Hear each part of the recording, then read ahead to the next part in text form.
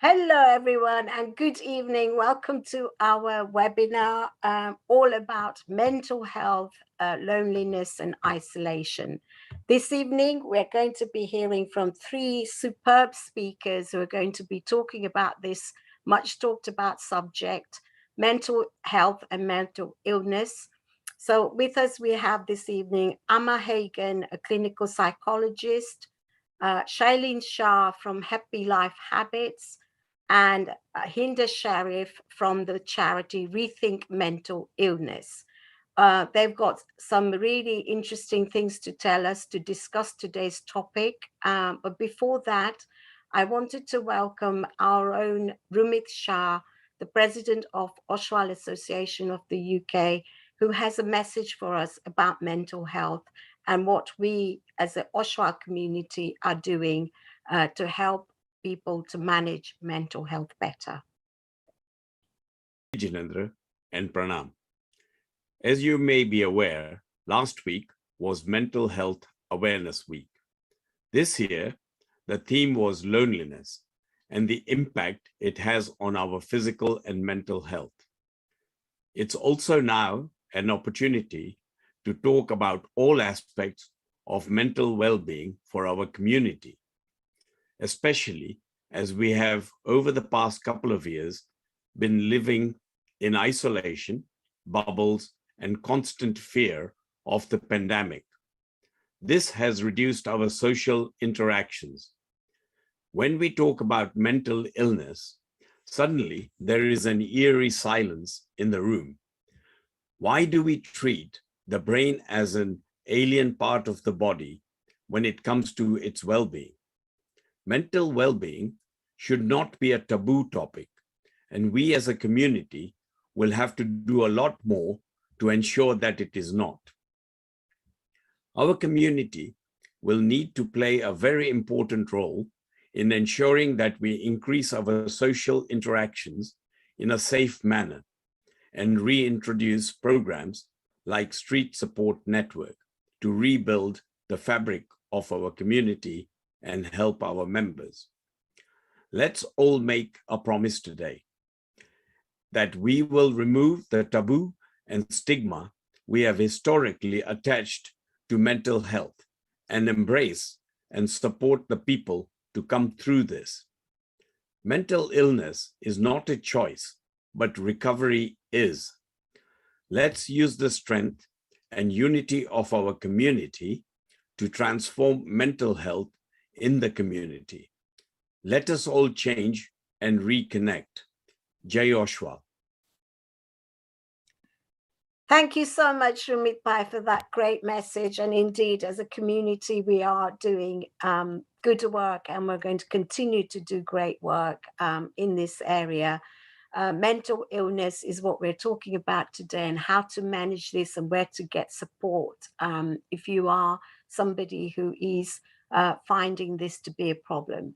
I wanted to also just introduce Poonam Shah, who is with us this evening. Poonam is from our Oshwal Association Centre office, and she has the health portfolio, newly elected, and will be doing a bit of work on this area moving forward. So Poonam, lovely to see you here this evening, and hopefully we're going to see a bit more of you going forward as well. Thank you, Prafulaben, and thank you for inviting me today and for actually setting up this webinar on a topic that is actually on the forefront of the well-being of all individuals. As Prafulaben already introduced myself, I, alongside Raj Vipunathar, have recently been elected as trustees on the Executive Committee of OA UK for the term 2022 and to 2024.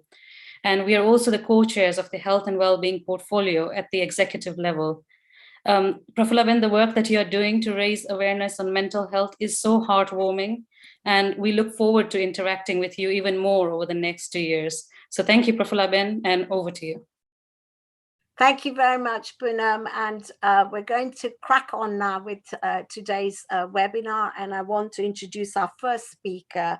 Our first speaker is Amma Hagen, clinical psychologist, and she's here to talk about the clinical perspective of mental illness.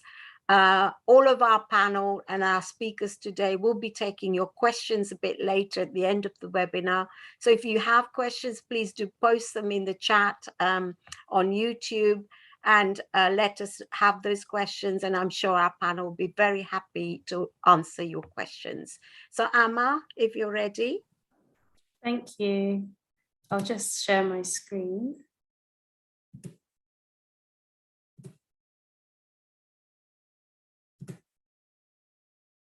Hopefully everyone can see that. Yeah, so I'm Amma Hagen. I'm a trainee clinical psychologist currently working at Brent Community Mental Health Team. So on the theme of loneliness, this PowerPoint is just thinking a bit about loneliness from the mental health perspective. So what is loneliness? It can be described as a common human experience where someone might feel alone, unwanted, and isolated. It's the feeling we get when our need for rewarding social contacts and relationships are not met. And this can feel different for everyone. So some people might feel lonely when they're physically alone, when they're by themselves, but other people might feel lonely when they're surrounded by people. It presents differently for everyone. So why do we feel lonely? So just as hunger is a biological, function that tells us that we need to pay attention to our physical needs, loneliness is a biological function that tells us that we need to pay attention to our social needs. And this is because human beings are social creatures. The need for us to connect with others is an inherently human one. Millions of years ago, when we were all cave people, we were more likely to survive if we stayed in groups and stayed connected to others. It meant that we could hunt together, we could find shelter together, and we could keep safe from attack. And it was only around the early 1800s, actually, that in Western society, people began to focus more on the individual when they started in the Industrial Revolution, when they started working in factories. And there was a lot more focus on being an individual rather than living in a group. In today's society, where we have technology and everything, people work and live far away from their social networks, far away from their social circles. We meet people in person less often, and we meet fewer people in person. So this has created this problem of loneliness that has crept up in the last 10 to 15 years. We're still wired the same way that we were when we were cave people, and we still need meaningful connections. And that's why loneliness can be so painful. So what makes us feel lonely? So as I said before, some people feel lonely when they're physically isolated. Significant life changes. So moving to a new area, a new country, getting a new job, going to university, potentially having a relationship breakdown. So someone that you're close to, and that relationship breaking down or not being there anymore. Bereavement, mental health problems, which I'll come back to again, thinking about the link between loneliness and mental health problems and how is kind of a circular problem. Self-esteem, so feeling low within ourselves and feeling bad about ourselves can make us feel lonely. Personality, because some people have a more introverted personality whereby they struggle or they find it harder to make connections with others. So our personality structures can influence how lonely we feel. Retirement, again, a significant life change. So going from the workplace to spending a lot more time at home, and particular times of year. So Christmas, Valentine's Day, birthdays, these are the times where we might be more aware of how many people are in our lives, and we can feel more or less lonely. And again, of course, the impact of COVID. So the pandemic cut a lot of people off almost entirely from their social lives, from their social connections. And the lack of companionship was a very difficult situation for many people to cope with, particularly for people who lived by themselves, who didn't have jobs or were disabled and weren't able to go outside and get walks in or meet people in that way. And so the pandemic really brought on a lot of feelings of loneliness, depression, anxiety, and burnout. So it's a problem that has really affected everybody in the world, and it's become a lot more prevalent that we need to talk about it. So the link between loneliness and mental health, so it can be a bit cyclical, it can be a cycle. So when we feel lonely, this can affect the way that we see ourselves, so our mood, our self-esteem. And when our mood and self-esteem dips, we're more likely to stay away from others. So studies have shown that when we're lonely, our brains are much more alert to social signals. But at the same time, we're not so good at understanding them correctly. So what that means is we pay more attention to others, what other people are doing, what they're saying, but we're more likely to get it wrong, and we're more likely to assume the worst or take a negative stance. So for example, if we're feeling especially lonely and we bump into someone at Tesco, they might say hi quickly and rush off. If we're feeling lonely, we're more likely to think that they don't want to talk to us or they don't like us, rather than think about all the other possible reasons. For example, maybe they're running late, maybe they have to catch a bus, maybe they have to catch a train. So feeling lonely can impact the way that we see the world. And then as our mental health dips and we feel more isolated, we then stay away from others even more. So we avoid social interaction. So it kind of goes round and round in this circle. So some tips for coping with loneliness is to kind of notice some of these patterns that we might be falling into. So is there anything that we're avoiding? Is there anyone that we're avoiding? Have we got ourselves into that cycle where we might think that, you know, nobody wants to hang out with us, or we're not interesting enough? And is that our mental health that might be impacting that? So kind of noticing those patterns and trying to notice when it crops up for you. Accepting that loneliness is normal. So as I said before, COVID cut people off almost completely from their social settings, and almost everybody experienced loneliness in some form during the pandemic. So it's very normal, and it's nothing to be ashamed about. Every single person feels lonely at some point. It's a very human experience. So not beating yourself up or feeling bad about feeling lonely. Trying to access peer support or talking to trusted friends or family. So it's important to share how you're feeling with people that you trust, particularly if you feeling lonely is impacting on your mental health, or you feel that your mental health is impacting on your ability to be around others. So reaching out to people that you trust as they might be able to help. So for example, they might be able to invite you out to places more, speak to you on the phone more, encourage you to try new things. So definitely reaching out to people that you think might be able to help. Also being mindful of comparing yourself to others. I think it can be quite a lonely place to think that you're the only person who might be experiencing something, or everybody else is seemingly getting on with their lives and flourishing. And within that, being mindful of social media as well. So social media is often a highlight reel, as people say, out of people's best moments in their lives. And if we're feeling a bit lonely, it's very easy to go online and think everyone else is always outside, everyone has so many friends, and I'm the only one that seems to feel this way. So just noticing that I'm comparing myself to other people quite a lot, and being mindful of that. Building new connections through activities and hobbies you enjoy. So this is about trying new things and trying to build connections with people who have mutual interests to you, similar interests to you. So for example, hobbies or activities that mean that people get together in groups. So walking groups, if you have a pet, potentially going for a dog walk together, there are dog walking groups, yoga classes, photography classes, anything that you think that you're interested in, or it's a bit of a passion, or maybe it used to be a passion and you'd like to get back into it, something that you can do with someone else, or join a group or join an activity. That's a good way to build new connections with people. And it might feel a bit less awkward than trying to make friends in different ways, because you have that common interest. And also reaching out to friends and family, as I said, via phone, email, text, going for a coffee with someone at work maybe. And I think it's important, if you've felt lonely for a long period of time, not to have too many expectations of, when you go to these groups, but just to practice connecting again and practice opening up a bit. And as always, it's important to look after ourselves. So to notice the way that we speak to and about ourselves is important. So noticing those negative thoughts that might crop up. Everyone else is so much better than me. Everyone else is so much more interesting.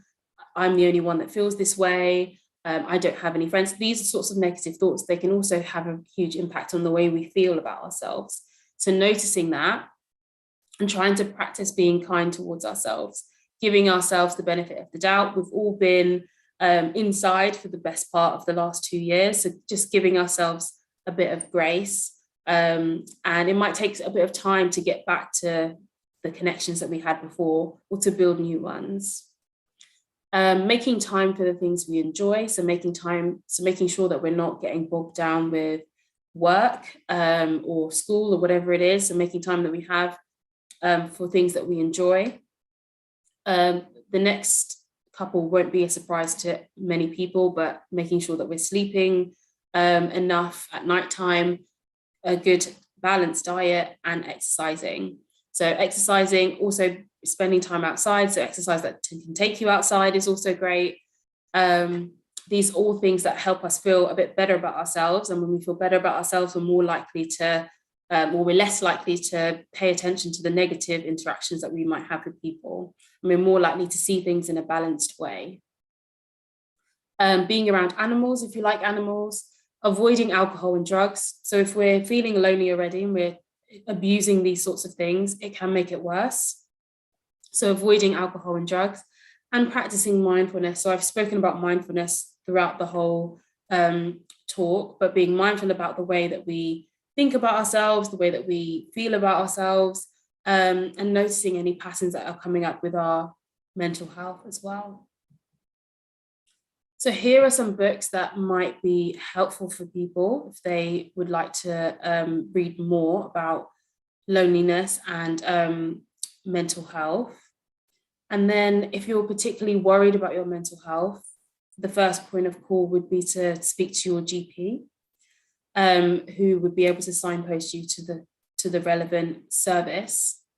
Within the Brent Community Mental Health Team, we also have a recovery college. So there's a number of groups and workshops that we run at the recovery college that can be things like depression or anxiety, and anybody can sign up to those. We also have Rethink, and Hinda's going to talk about that a bit later. And then we have helplines here. So if you really need to speak to someone, if you're really worried about your mental health, if you're really struggling, there are some numbers there on the screen that might be able to help. And that's it from me.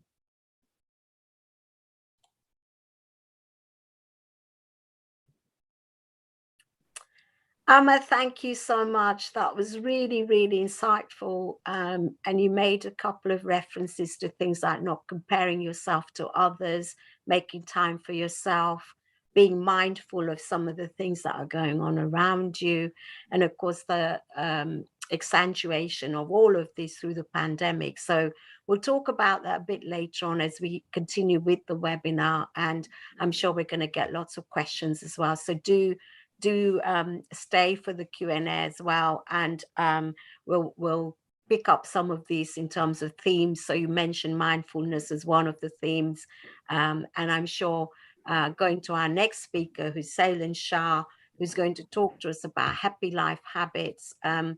Shailen is actually somebody who has a lived experience of having gone through quite a difficult time with his own mental health through a phase when he was working for a corporate company.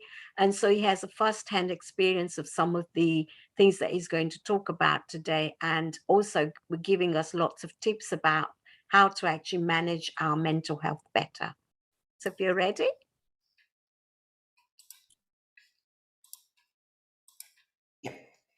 Hi, thank you for the opportunity to share about mental health and loneliness. And as Professor Ben said, I'll be sharing some of my own experiences in these areas. So very quickly, just to say, so I'm Shailen Shah, a happiness speaker and trainer and coach. and through happy life habits, positively impacting happiness and well-being levels. And we're talking about mental health. So let's just define what mental health is.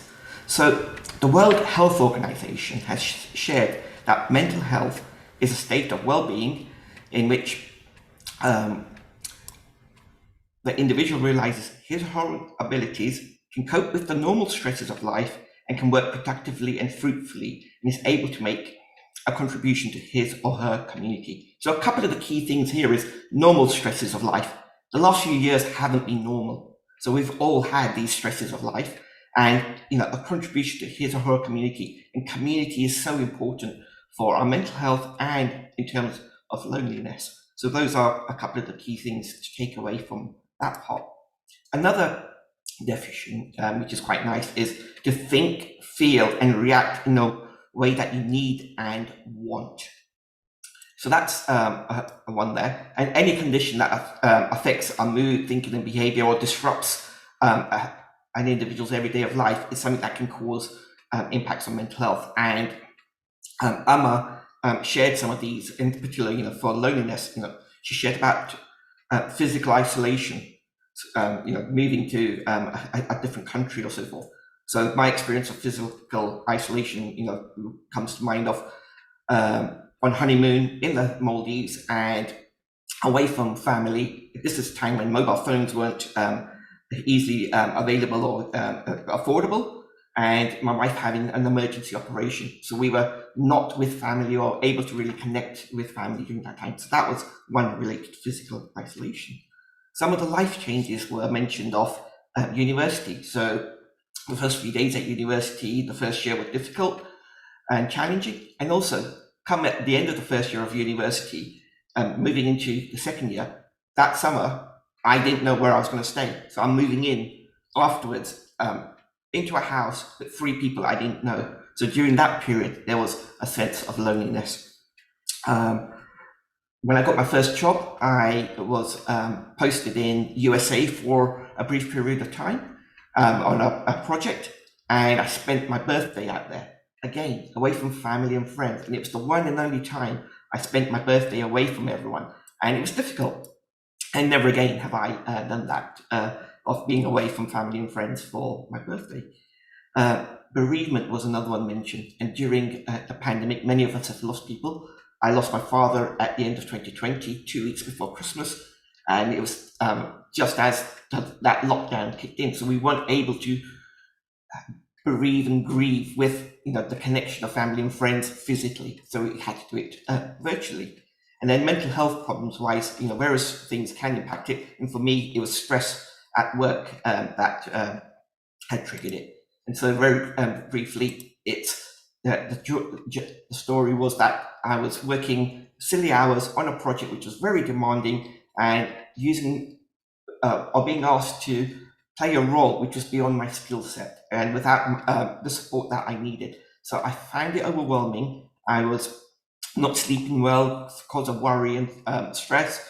I was not eating sensibly, working, as I said, silly, long hours, not able to sleep, not eating properly, and had quick lunches at the desk while in meetings. And that sense of just being on your own and not able to focus and not talk to anyone and not having hope and feeling very low and depressed and no sense of support. And a few times I had to call into work and say, I'm not able to come in because I just wasn't able to function. So these were things which were disrupting my day-to-day as we defined, and I wasn't able to function. So went to visit the doctor. They diagnosed that I was suffering from stress and mild depression and signed me off from work for a few weeks. And that's when I realized that I was suffering from stress. And there's various things I did to help overcome those. And some of those are the things that Amma has shared on the self-care, mindfulness, breathing, exercise, thinking about your values, refocusing your skills and abilities, and rebuilding your self-worth, talking with people, and also a very important one, volunteering. And hopefully you'll be hearing more about that, throughout the rest of this presentation, about opportunities to volunteer and do acts of kindness. So stress in itself is not an issue, but it's the way of the body protecting us. But it's when we hold on to that stress for too long that it can cause us problems. But we want to focus on loneliness. And the Mental Health Foundation has shared the theme of loneliness and said these 3 things. Loneliness is the feeling we experience when there is a mismatch between our social connections of what we have and what we want. So there's a mismatch of what we have and what we want. That causes us a sense of loneliness. It found that the warmth of our relationships throughout life has the greatest impact on our life satisfaction and health. And I'll share more on the science on that in a moment.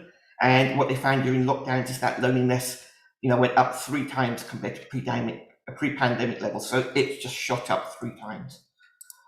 My own experience of loneliness was that the communities that I was part of, being for me a source of faith, learning, health, and growth and service and social activity, were all stopping events. So I used to play badminton on a regular basis, go to the youth club, attend the faith school, and be involved with projects and meditation circles and so forth. And all of these started stopping. They impacted my connection, community, and clarity and meaning. And all of these were physical events that I was going to. And all of these were helping me to address, the different realms of health and the human being and happiness. So the physical, so badminton and the youth club helping to, have some physical exercise, have some mental clarity through that exercise, social connection with others and chit-chatting and learning how to play better. The faith school and the meditation circles helping on the spiritual, again on the learning, and with all of both of those activities, that banter before and after the sessions give the sense of emotional and social connection. So all of those were disappearing during the pandemic, and I think many of us felt this. So all of these quadrants dissipated and disappeared, and we all felt lost, or I certainly did. And fortunately, various virtual ones have come up, which has allowed us to have some sense of connection. And now things are opening up and will give us more of an opportunity to get involved in these things. Brené Brown, one of the researchers, has shared that connection is why we're here. It's what gives purpose and meaning to our lives. And it's so important. And 3 charities which I'm, learned from and worked with, the Greater Good Science Centre, organization, Action for Happiness, and the Museum of Happiness, they all highlight the importance of connection and community. Here in Great Green, the R is relating, so relationships is so important. And again, relationships here in the Museum of Happiness one. There is a study done by a Harvard professor, and there's a great TED talk on it by Robert Waldinger. And this study was over a 75-year period where they took teenagers up to their old age, and every 2 years they got them to fill out questionnaires and studied those questionnaires. And what they found was our social connections are most important for our well-being. So the science is telling us this. And the 3 lessons they learned from this is social connections are better for our health and well-being. Loneliness kills. It's the quality of connections, not the quantity, which is important. And good relationships are good for our body and our brain. So it's really important to focus on connections again. And some of you may have heard of the blue zones. So the places like in Okinawa, Sicily, the Mediterranean diet, and other places where people have lived a long life and a healthy life. And diet is one aspect, the way they work and live, and the sense of purpose and meaning is another. But also their social connections was, again, a big contributor to their health and well-being. What the science tells us is, there's happy chemicals in our body. So we have the stress chemicals and we have happy chemicals. Each of the happy chemicals has a particular function. And when these are low, we can feel depressed, we can feel anxiety, we can feel loneliness and stress. And during the pandemic and when these disruptors occur, this is what we can feel. And what we can do is we can do things which can boost these. And so it's the self-care things which we mentioned before, and practice of gratitude, and some sunlight, dark chocolate, exercise, all the things we know which are good for us are things which can help boost those happier chemicals. And other ways to increase our happiness, and again, dissipate this loneliness, are mindfulness, kindness, and gratitude. Each of these helps reduce stress.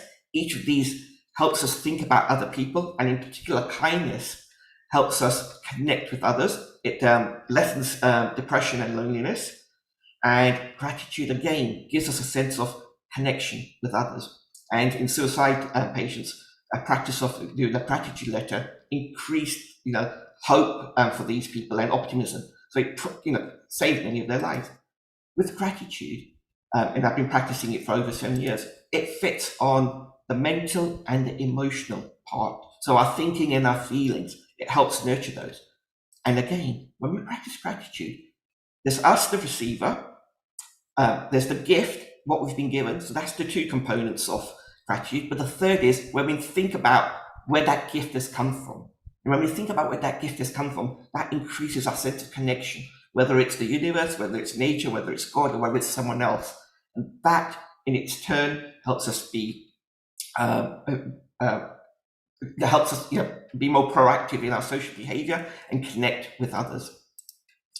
This image I've used is of me sitting on a cliff top. Some will look at it and say, "Oh, look, he looks peaceful and happy and serene," and others may look at it and think, he's got lots of worries.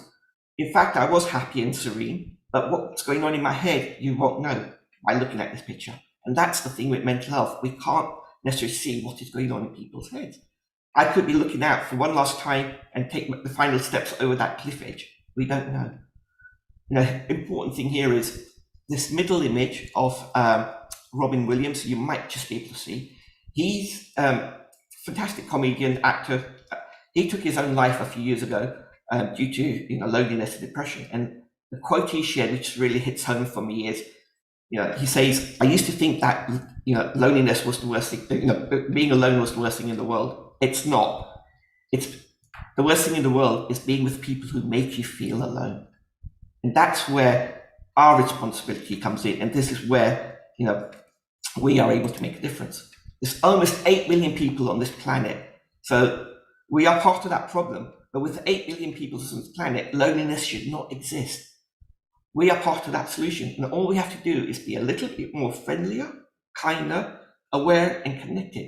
And all it takes is a genuine smile, a hello, and a how are you, to people we know, to strangers, to our neighbor, to our community. And in doing so, we can shift things. So it's our responsibility to help shift and change this aspect of loneliness and change those stats. And we can help others. And we can also help ourselves by letting people know if we are feeling lonely, just to help support us. A talk I attended last year or the year before by Mind in Harrow said, when you ask someone, how are you? Ask them twice, how are you really? And really give them that opportunity to share and listen without judgment.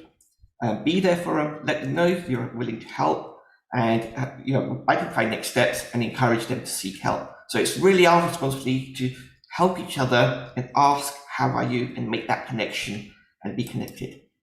An article that I wrote combining information from various people highlighted these themes for helping us when we're feeling low or feeling sad or feeling lonely.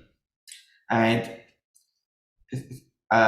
there's a link to the full article, but also there's this handy graphic that I've created, which again touches upon some of the things that Amma has shared and some of the things that Hinda will share, but it gives you opportunity to think about things that you're doing or to be able to add things into your life of things that you are doing to help address loneliness. And a lot of it is that sense of connection, community, so mindfulness, being aware, kindness, helping others, and gratitude, again, are things we can practice which can help lead this. And I'll finish with just sharing one quick story. And the story is of a monk from the Ramakrishna mission who was being interviewed by a journalist from New York. And the journalist started giving the monk as planned. And the journalist said, "Sir, in your last lecture, you told us about contact and connection. It's really confusing. Can you explain?" And the monk smiled and, apparently deviating from the question, asked the journalist, "Are you from New York?" "Yeah," said the journalist. "Who's at home?" And the journalist felt that the monk was trying to avoid answering his question since this was a very personal and unwarranted question. Yet the journalist said, "Mother has expired, father is there, and 3 brothers and 1 sister, all married."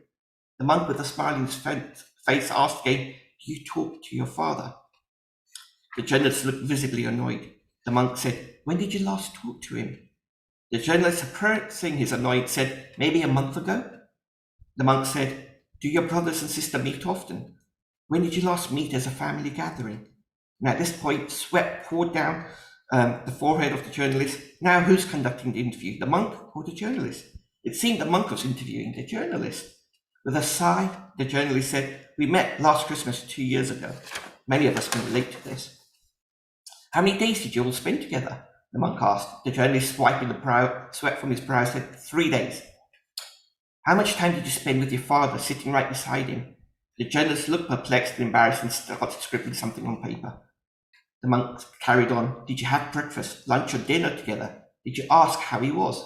Did you ask how his days are after the passing of your mother's?" Drops of tears started flowing from the journalist's eye. The monk held the hand of the journalist and said, "Don't be embarrassed, upset, or sad. I'm sorry if I've hurt you, not unknowingly, but this is the basic answer to your question about contact and connection. You have contact with your father, but you don't have connection with him. You are not connected to him. Connection is between heart and heart, sitting together, sharing meals, and caring for each other, touching, shaking hands, having eye contact, and spending time together. Your brother and sister have contact, but you have no connection with each other." The journalist wiped his eyes and said, "Thanks for teaching me a fine and unforgettable lesson." So the real important message here is connection is what we want to work with, not contact. And there's a link here that if you want to see some of the articles and information on loneliness and mental health that I've collated, and there's TED Talks and videos, all to help. They're all available to be there. And again, thank you for your time, energy, and attention in listening to this.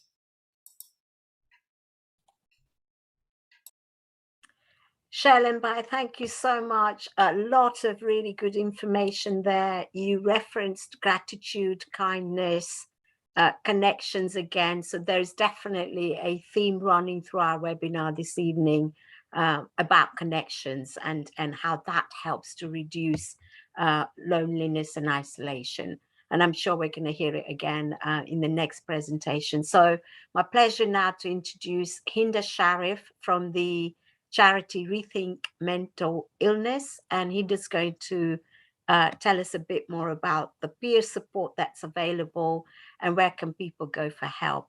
Welcome, Hinda. Thank you so much for the introductions, Prafula. Hi everyone, my name is Hinda. I'm the service manager for the Brent Rethink Mental Health Service. Just to give you a really brief overview on who Rethink is, we are the largest mental health charity in the UK with over 375 services nationally, and we support about 15,000 service users on a daily basis.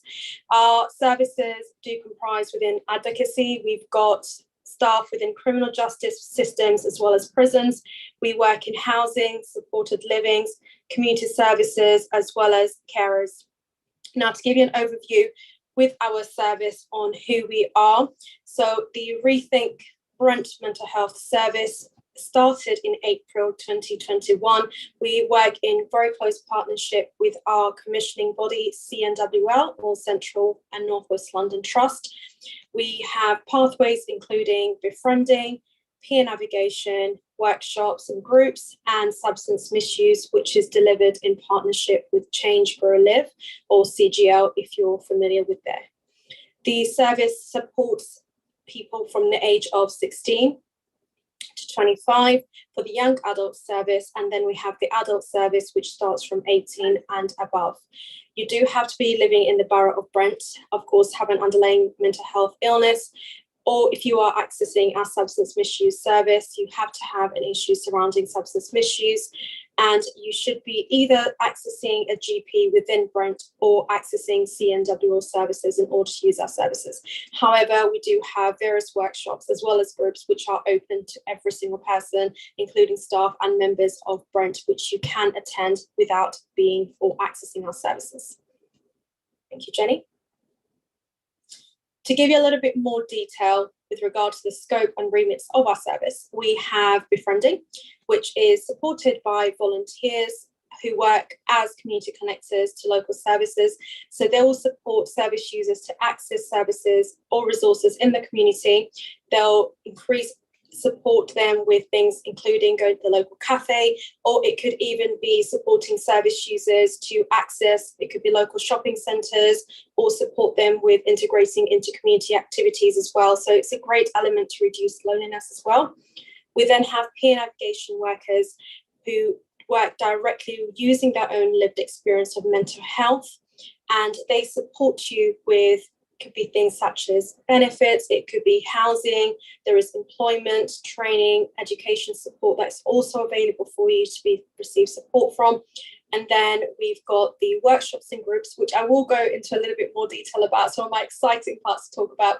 But we have a various and continuously evolving range of mental health as well as physical health workshops in the community.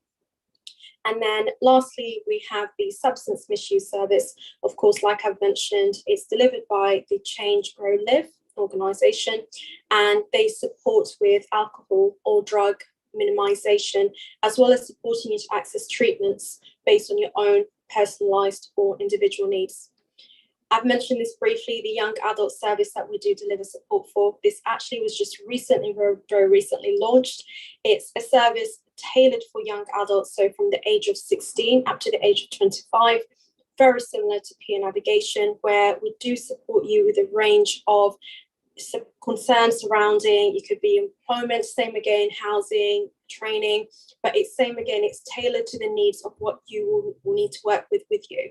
We do provide mentoring, coaching, as well as support to help young adults define their goals and outcomes to build their mental well-being as well as resilience. We work with families, we work with CNWL staff that includes clinicians, it will include psychologists, social workers, coordinators to ensure that the plan that is delivered meets your requirements and exactly what it is we are trying to achieve for you together. Thank you. So the workshops, probably my favourite part to talk about, and everyone tends to ask me a lot more questions around this area. We do have ever-changing workshops that we do carry on, and we've currently got the most recent one that was just recently launched, actually last week, is our Get Creative program. And this is an 8-week program in collaboration with one of the community providers in Ashford Place, and this is just based in Cricklewood. And you will have a range of different creativity classes on each week. So I believe last week it was painting, they've got gardening, and a range of more diverse, more inclusive workshops that will be held for the next 8 weeks until mid-July. Everyone is welcome, same again. I will talk to you guys about how you want to, if you want to come join us, how you can do this. All we need is just a quick email or a phone call. Let us know you're coming. We'll reserve a space for you. The workshop is tailored to everyone. As long as you're living within the borough of Brent, like I've mentioned, you can come down and join us. This is a face-to-face, community-based group, so it's a great initiative to allow you to get to meet other people, build relationships, but also an opportunity for you to just talk about, it could be mental health, it could be everything that you want to speak about, just to build relationships with other people that are in the room with you. We then got some virtual workshops as well and groups. These run every fortnight. So we have the Hearing Voices group, which is designated to service users who do experience hearing voices. And this runs same again every fortnight on a Wednesday, and it runs between, I believe, 1 p.m. until 3 p.m. It does have various different service users that do come on, and it's just another opportunity for you to get together, talk about your experiences of mental health, but also build relationships. And a lot of our service users under this platform have actually started to meet outside and go for walks, go for the local cafes and just build that relationship, something they didn't have before. We then have our coffee and chat, which is very informal. All our workshops are quite informal, to be fair, but this is very informal. There is no set agenda, and it's essentially just an opportunity for you to get your favorite cup of coffee, some biscuits, and just sit together with everyone and have a chat. This is a virtual workshop. I do want to stress, we do have digital inclusion support available. So if you don't have access or have a means of getting access to online platforms and you require a tablet or a phone, this can be provided to you. Of course, it's free of charge. It will be a loan basis, which can be up to 6 months while you access our workshops. If extension is required, this is something we can also support with and look into supporting you with. We have finalised our mental health workshops, which ended unfortunately in April, but this will be starting again. And these mental health or physical health workshops are really, really important because allow you and equip you with information surrounding a diverse range of, it could be conditions, managing serious chronic issues. For example, previously we had topics which was covering managing psychosis, schizophrenia, anxiety, your own physical health. There's dietary as well as things including loss and bereavement. So these have ended. However, they will be starting in the upcoming weeks. So if you are interested, of course, I'm sure we will be circulating some of the information out, and we're more than happy to share that with you as well. I do want to urge as well, if you are interested in accessing any of our resources, including our workshop groups, you can either speak to your GP, who will have this information. However, if they don't, always feel free to drop us an email. I will share my personal email, as my work emails are at the end, as well as the organisations if you want to reach out if you have any particular questions surrounding anything I've shared with you today. Thank you, Jenny. Something quite exciting that has just recently launched, and this is targeted essentially same again for staff as well as service users. We have various training, one of which is suicide awareness training, and this is essentially completely free, and it's available to anyone living in the following boroughs. So Brent, Harrow, you have Hillingdon, you've got Kensington, Chelsea, and many more. It's completely free, and all it is, you need to get together with a group, send us an email, and it will be delivered between 1 to 4 hour sessions. There will be breaks included. It can be delivered online. However, if you do have a location which is better suited to your needs, it can be rearranged for this. We do ideally advise for you to get in a group between 12 to 20 participants. However, if you're struggling to get those numbers, no worries, just get in touch with us, and we're more than happy to accommodate to smaller groups. It is available to those aged 18 or over. However, if you do know someone who's under the age of 18, please do reach out to us, and we might have optional relevant training that is available to their age group. Thank you. Getting involved in our service, we always welcome applicants for various opportunities, including volunteering. And this is a perfect opportunity to allow you to build your skills and increase your chance, as well as skill set, increasing your chance in getting employment. We welcome volunteers, support us with the befriending opportunity in befriending services. And we also do have staff opportunities, of course, are welcome. We always welcome staff that have a lived experience of mental health. In fact, our whole service in Brent does utilise staff who have lived experience, and it allows them to have first hand in supporting you in your needs and a better understanding on how they can reach your goals with you as well. So if you are interested in any voluntary opportunities, same again, please do feel free to reach out to us, and we'll be more than welcome to accommodate to what we have available. It could be befriending, it could be navigation, or it could be you just support us in workshops and groups. If you have a great idea and something you'd like to lead or share your experiences of mental health, we are always looking for advocacies as well as people to share their experiences in these groups. Thank you. There are various additional resources that are available, as well as signposting information that we'll always have available on hand to share with you. We actually do have a drop-in service as well, and that is functioning every fortnight on a Wednesday. The drop-in service is a great opportunity for you to come in to speak to a member of our staff. It could be with any concerns surrounding issues surrounding your benefit. It could be financial, housing, and it's a 15 to half an hour drop-in where they will advise you as best as they can. However, if we see the need where we need to take you on a referral basis, we'll discuss this either with your GP and try and get your referral started, or we can speak to your clinical staff members. So there are many ways. Necessarily, you don't have to be referred to our service, but there are many ways where you can come and still speak to us to get some advice or resources that you might need. There are also partnering service providers that we do work very, very close with, and this includes Ashford Place, who we're currently working in collaboration with for the Get Creative project, but there are also additional resources available in the community, including the check-in and chat.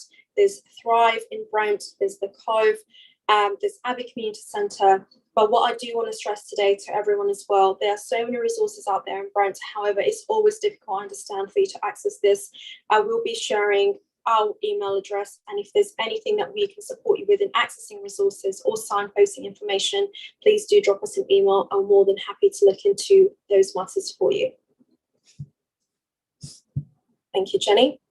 So how do you refer yourself to your service? Now, like I've mentioned, unfortunately, we do not accept self-referrals. However, we will accept a referral from your GP.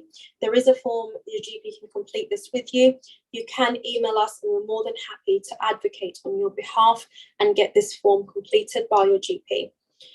Once we receive that form, we will begin the assessment where we speak to yourself and begin planning your care plan and establishing the type of support that you require, ideally how many assessments you'll need for us to support you, how many sessions, and then we move on from there. Once you're referred into our service and you finish support with one service, so for example, peer navigation, you can then move into continue accessing other services within our pathway, and you don't have to get new referrals every time. This is a question I always get: if I'm accessing one, do I have to get another referral from another? So just answering that, once you're in the service, we will just essentially self-refer you into other service pathways. Just go to the last slide for contacts, please, Jenny. Thank you. So like I've mentioned, I have shared the service line there, as well as the email address. We do also have, if you visit our website at rethink.org, Brent Mental Health, you'll find all our contacts there that I've shared with you today. But I do want to actually stress to everyone who is joining us today, we have a service online at rethink.org, which is an advice line. Anyone who is looking for resources as well as signposting information, this is completely free and available to everyone and anyone living in England. You can share this with your colleagues as well as peers, just to let them know that anyone who has any questions, it could be in respect to our service or any other services in England, and we are more than happy to share these resources with you. That's everything. Thank you so much.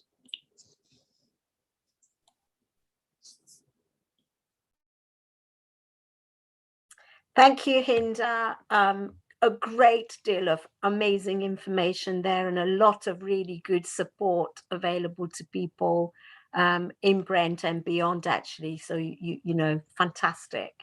And we've heard lots of really good information today from all of our three speakers about, you know, the what classifies mental illness, what we do about it, how do we get help, and where do we get help from.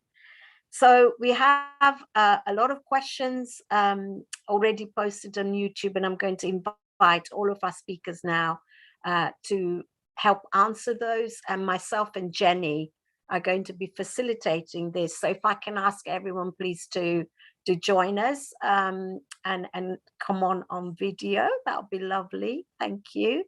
So Jenny, we've got posted some questions here, and I was going to take the first one, and then maybe we just take in rotation from there. Yeah, that's fine. Thank you. Hinda, you joining us as well? Yeah, of course. I think there's one for us. Great, great. And can I just say thank you for keeping to time? You've done brilliantly, and no that's worries. Great. Because we'll spend a bit of time now answering these questions, and all of this gets recorded, so it's on YouTube for people to go back and look at as well, which we do get people doing. So even though we've got people joining this evening, we'll get lots of people going back and looking on YouTube. So all this fantastic information is there forever, and people will go and seek help as needed. There's a couple of things, Hinda, you said I'm going to come back to you on in terms of get creative. I really like the look of that and sound of that, and thinking how we may get involved in that as a community and try and do some work with you. So who have I lost? I've lost somebody. Oh, Hinda. I think it's her tech thing, isn't it? Because it did it before. Okay, she'll be back. So Jenny, should we get going? There you go. I'm gonna start, and Shailin, but I'm going to come to you for the first one, which is kind of connected to something you said, and you were talking about extending a hand, gratitude, helping people. So one of our questions that's been posted actually is, you mentioned connections and communities. How can we build these? Sure. It's very easy, really. It's come back to that slide where I said, you can smile, you can say hello, and you can ask, how are you? And that's how we connect, by reaching out and genuinely sharing a smile, genuinely asking, saying hello and asking, how are you? And this could be to our neighbor, it could be people within our household, it could be to our neighbor, it could be people in our neighborhood, into when we go shopping, it could be the checkout person, it could be the bus conductor. But by doing that, we're connecting, and we're allowing the other person to know that they exist and we value them, and that can make a big shift. So that's on the connection side. And on the community side, it's extending that further. So community for me is about something that's in common. So one community could be where you live, another could be faith-based, another could be related to your interest, whether it's football or a particular sport or bowling or playing cards. So those are different communities that we have, or parents of kids in the school.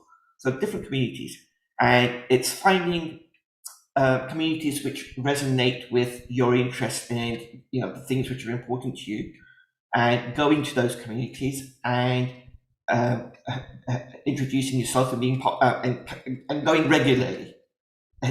Just showing up once is not going to allow you to build that relationship. It's going regularly, connecting with people. It might be one or two people initially, but then connect with more. And if you're on the receiving side of being part of a community or seeing someone new come, one of the things you can do is welcome them.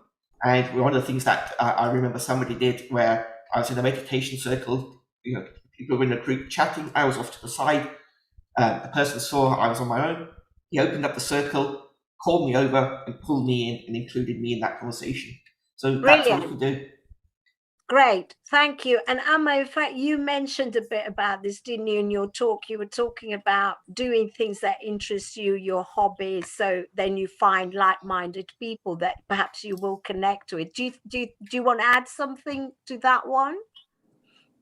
Yeah, I just think to kind of piggyback on what's already been said, it's a lot easier to make connections when you have something to talk about outside of, or I'd like to make connections.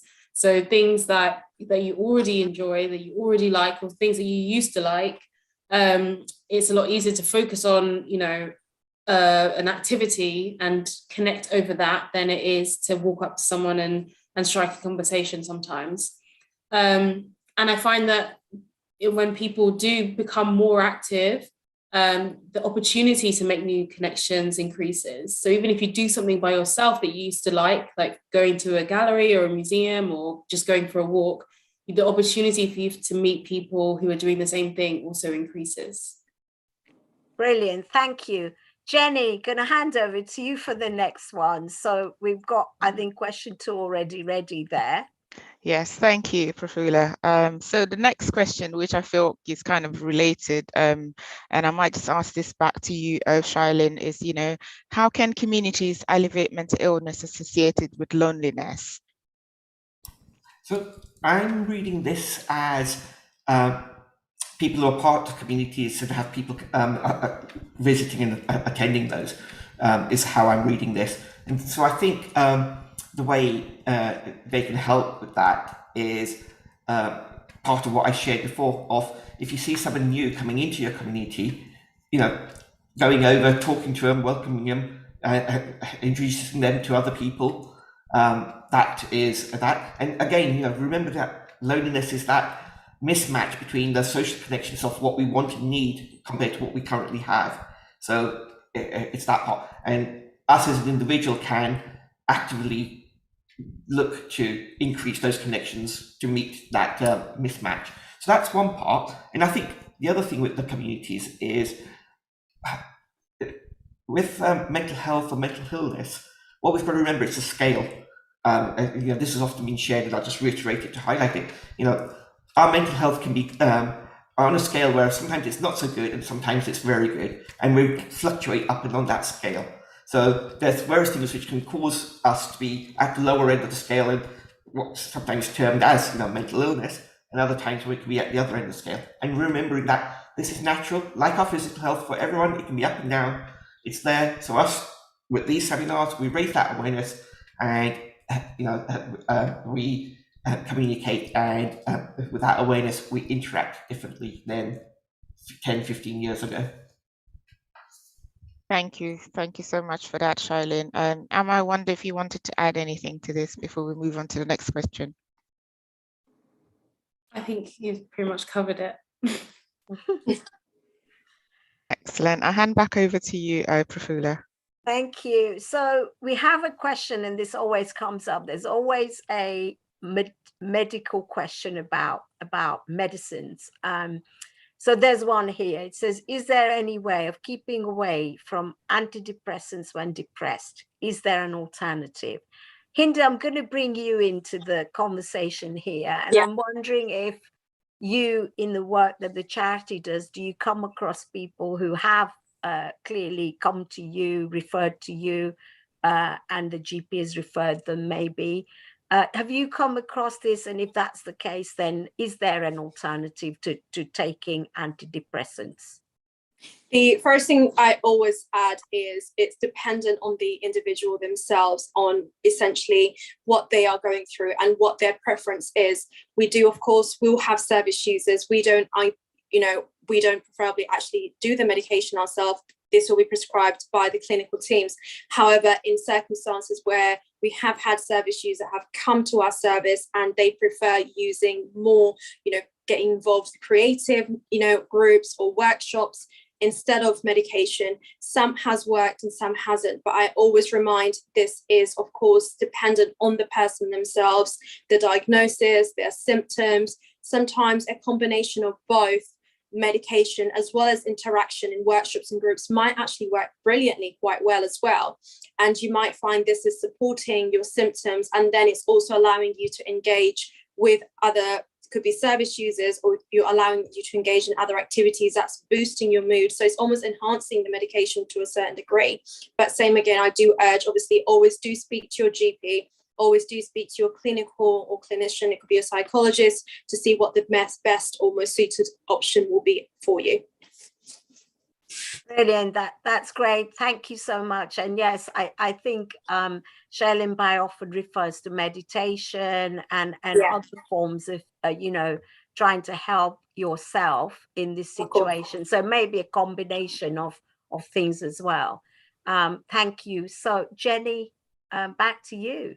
Yes, thank you, Prafula. And yes, I completely agree with Hinda. It's a combination of medication, talk therapy, activities, support around you. That's really what helps people get onto the road to recovery. People do ask about alternative therapies, but as a nurse, I don't advise it. However, I also believe in choice and people, getting all the right information and making an informed choice about what they are going to do in terms of their health, but really always consult your professionals. Don't stop your medication abruptly without a discussion. Always have that discussion with family members, caretakers, and professionals. Yes, Shailene. Yeah, I just wanted to add something very quickly on that. So I'd shared this slide earlier where when these happy chemicals are lower, we feel depression and anxiety and fear. And then there's the things we can do to boost those. So it's not a case of alternative, it's a case of complementary, I think is what we've said here. So you stay with the medication, you stay with the GP's advice, but you can do these things complementing that medical prescription, and see if over time the regular practice of these can help boost those chemicals and happy chemicals and make that shift. And one of the things is serotonin is one of the things which is in the antidepressant Prozac. So it's something that's in Prozac to help lift our serotonin. And we share here, there's things we can do to help boost it. So it's not instead of, but it's as well as, is what I would just like to say. Great, thank you. Yes, thank you for that, Charlotte. So the next question says, do you expect more people to have mental illness due to the current financial challenges? Who wants to take this one? I don't mind. Okay, thank you, Emma. The short answer would be yes. I think what's happened over the last 2 years, meaning that people have, like I said, been cut off from their social circles. There's been lots of people who've experienced bereavement or illness. There's been lots of people who've lost their jobs, who are in difficult financial situations, and then add on all of the things that have been happening more recently with the energy crisis. I think it's inevitable that people's mental health will suffer because of it. I think, as well as that, people have kind of lost access to certain like mental health services because they weren't able to go in physically for a long time. So yeah, all of these things are kind of working together. So yeah, it is about supporting each other as best we can, communities to support communities as best we can, in order to help people through this difficult time, because it will be a difficult time for a lot of people. Thank you. Yeah, thank you for that, Amma. I just wondered, Hinda, if you had anything to add. I'm sure that your services will be seeing more and more people who are actually needing support. So I was just actually going to mention a scheme, if anyone's heard of it. It's recognized as or known as Breathing Space, and essentially it's there to support anyone who is currently undergoing financial stress, and it does offer you a breathing space where you can just kind of get your mental health or well-being back together first before you have to deal with all the debt and financial issues or stress that you are currently experiencing. This is of course a scheme that is offered by Rethink Mental Illness, but it's available in England as well as Scotland. If anyone is interested, do look into it. But to kind of respond to the question that was asked, I do obviously reflect similar views to what Emma's mentioned. Due to the changes in the financial, obviously economic as well, the background, everything that's happening, there will be a much higher intake with people experiencing mental health due to the things that are caused by financial restrictions. Thank you, Hinda. And yeah, absolutely. So I think, communities will become even more important in terms of how they support each other at that time. And as difficulties kind of, unravel for some people who may be in those situations, I think, what Shailin Bai said earlier about, gratitude, helping and listening will become a lot more important as well. So our next question is, how can we support people in our community who feel uncomfortable coming to functions because they have a mental condition, and a lot of people keep away because of this? And I think this is kind of, again, something that Shailin Bai touched on earlier when he was talking about, he was at that yoga lesson, sitting in a corner on his own, and the person brought him into the conversation. So I don't know who wants to take this. I think it will be interesting to hear your thoughts. Perhaps, should we start with you, Hinda, on this one? Yeah, of course. That's actually a really great question. It's something that's come across so often, where we try to engage with service users, and sometimes you'll find service users have not been out of their comfort zone almost for so long, and they find it so difficult to engage. The one thing that I do always say is, I can promise you, you're not the only one. There'll be numerous service users in the exact, or if not similar situation as you, and they don't want to engage. But what we'll find is, we'll always encourage you, as well as work with you, to find what is comfortable for you. We'll take it in steps, find what goals you want to achieve, and work slowly to achieve what the end goal might be for you. But we will try and encourage you as best as we can to achieve your final goal.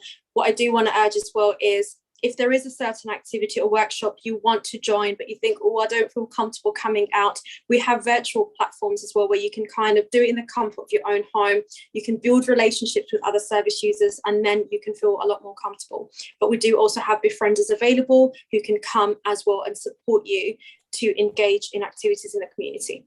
Yeah, I mean, if I can just add something there about how we as a community, would want to encourage people to come to our functions. I always say, if you feel a little bit uncomfortable going to something yourself, take a friend with you. Take somebody else that can be there to support you. And generally speaking, I think, people who come to these events are always made to feel very welcome. And if you do feel a little bit uncomfortable about being there, then, tap a volunteer on the shoulders, maybe ask for some help from them. People are always willing to help. And if you don't see that somebody is around that can give you that hand, if you've got a friend with you, then it always feels a little bit better than being in that space on your own, perhaps. So I would say, actually, the community is welcoming of people that may not be feeling comfortable in these situations. Go with a friend, and that can help you feel comfortable in that situation. And then, as Sherlyn said, I'd like everyone, please, to be kinder to people, and show that gratitude that somebody's stepped out of their front door to actually make the effort to go to a community space to enjoy an event. And I think, yeah, definitely let's try and be a bit kinder to each other. I think that would be what I would add to that. Yeah, absolutely. I'd have to agree with you, Prafula, and you also, Amma. But one of the other things like this and webinars like this, talking openly about mental health, normalizing the conversations, encouraging people to be able to speak to their family, to their friends, to be able to disclose and feel safe and supported. It's really important. So yes, being kinder, just listening and making it normal for people to be able to discuss what's going on with them in terms of their mental health. I think is really important. I think we are moving in the right direction. It's about taking the first step and being supported. So it's a very brave thing to do, to be able to want to go and approach and go to a community or a group or something like that. So definitely I would have to agree with you. Okay, so we'll move on to our next question, which says, can you say a bit more about the role of spirituality to reduce the loneliness? So Shailin, I'm gonna throw this to you because you'd spoken about spirituality earlier on. So if you can just elaborate on that for us, please. Thank you. Sure. And I'll focus it more on the chain faith, which is faith I know better, but I think many of the other faiths and cultures have similar ideologies, because these are universal truths and universal ideologies. So with spirituality, our path of spirituality is about nurturing, cultivating, and expressing virtues and qualities. And in doing so, we go further along the path towards the ultimate happiness, as they say. So with that, there's four foundational qualities in the chain faith. And as I say the English words, many of you will be familiar with these concepts, and three of them is what I'm going to highlight. So first one is, in Sanskrit, it's called Maitri, and in English, it's basically the idea of unconditional love, universal friendliness. So this is being friendly with everyone, without judgment, without criticism, without expectation.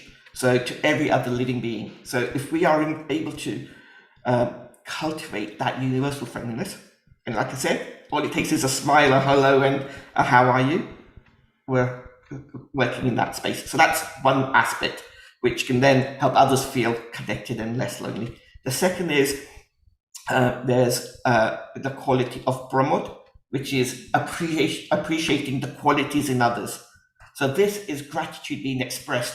When you see someone else and you see a quality in them, of whether it's patience or a helpfulness or friendliness, and we let them know and we acknowledge that, that's us expressing our gratitude for someone else's quality. So that's another one. And again, it's that sense of connection and happening there as we acknowledge that. And the third is compassion. When we are compassionate and we have empathy, we are thinking about alleviating the suffering of others and helping them. And that's, kindness is an expression of that compassion. So those are three universals which are there, which we can cultivate and practice, and which can help us engage with others and reduce loneliness. And again, mindfulness, gratitude, and kindness is what I shared. They're all wrapped up with expressing these qualities and virtues.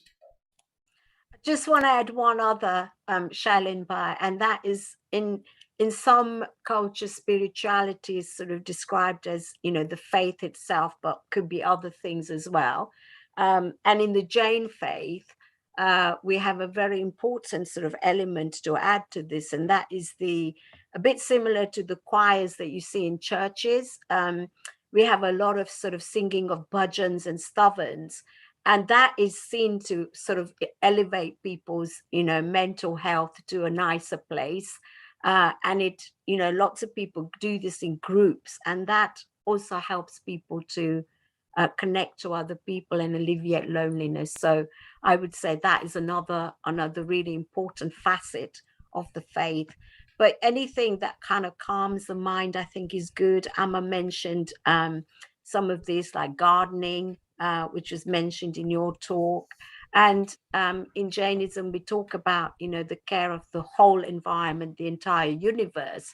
And again, that sort of helps us to focus on our own mental well-being, but everything around us as well. So you're kind of taking the focus away from your problems to maybe the problems that others may have as well. So interesting question, actually. Very good. Yeah.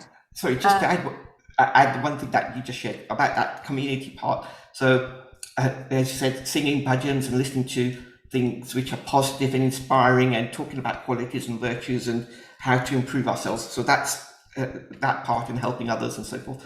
And one of the words that is sometimes used in the spiritual world is satsang, which sang means a group. So a group of people. So that's community. And sat is truth. So seekers of truth and people who come together is that idea of community there. And that again is wrapped up with the way that Professor Ben shared of the things that we can do in that space. And I just want to add one other thing, which actually one of our audience members who's joined the webinar today posted in YouTube, and he says, a very useful webinar. Remember to talk to your community pharmacists, who are mostly available to see without appointments and can also help to signpost to right places. So yes, very important point. And we always get this on our webinars, that the community pharmacists are also a very good resource. If you're struggling, please don't do that alone. Do pop around to see them. And they're often, in communities, in high streets, as well as, in places that we go shopping in. So great comment there. Right. We're almost out of time, but I'm going to take this one final question, and then, want to thank all of our speakers today and everyone who's joined us. Really important conversation, Jenny, and I think maybe we should do more of them, definitely. So this final question is, and I think it's for you, Hinda, is there a similar service like Rethink available in Harrow? There used to be a very, very similar service, yes, which utilises social prescribers, which was similar to peer navigation. However, unfortunately, that is no longer available. We do, however, have a service in Northwest London, which is available for service users.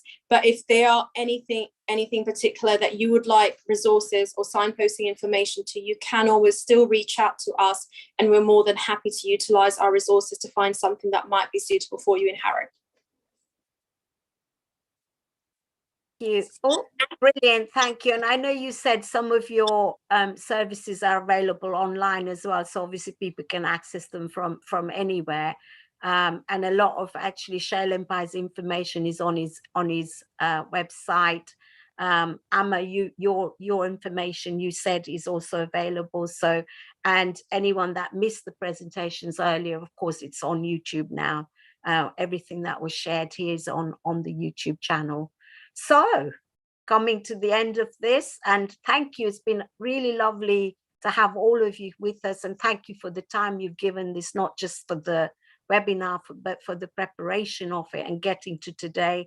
So Amma wanted to say a huge thank you for being with us this evening, and please do join us again should we do this in the future, and we will do it in a few months' time. Hinda, lovely. I know you had a few techie issues there, but you still stuck with it, and there you go. It's all worked really well. Thank you. Shailin Bhai, really lovely to have you with us, and all of the great work you're doing. Do keep doing it. And I heard one of yours last week on YouTube actually, and really nice to have you with us today. And finally, Jenny, thank you for pulling all of this together and pulling us along with you to do this.